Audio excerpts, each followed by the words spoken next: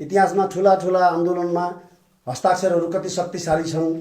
तपाईले स्कुल पढ्दाखेरि पनि तरबार बलियो कि कलम बलियो भनेर पढ्नु भएको, वाद विवादको प्रतियोगितामा भाग लिएको तपाईसँग पनि अनुभूति होला, अनुभव होला।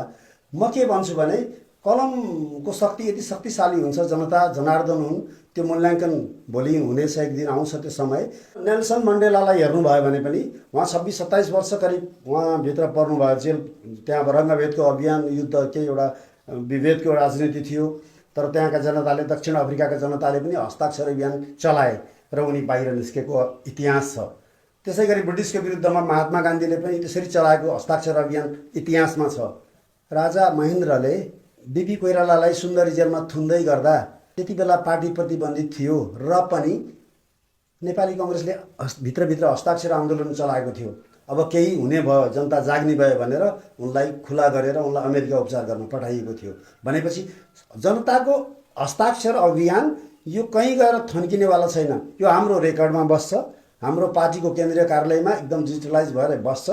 त्यो एउटा के हो भने आउने चुनावको डेटा पनि हो। यसले एउटा आकलन पनि हामीलाई दिन्छ, हामीलाई सपोर्ट गर्नेहरू, अहिले वालिग 18-20 वर्षका भाइ बहिनीहरू, स्कुल पढ्दै गरेकाहरू पनि उत्साही भएर स्वतःस्फूर्त रूपमा बाटोमै हिँड्दै गरेको भए पनि बाइक रोकेर, गाडी रोकेर रवि दाइको लागि भन्दै उहाँ किन आउनु भएको छ भन्दा एउटा केही गर्न आएको मान्छेलाई यो थुने प्रतिशोधको राजनीति पक्कै हाबी भयो।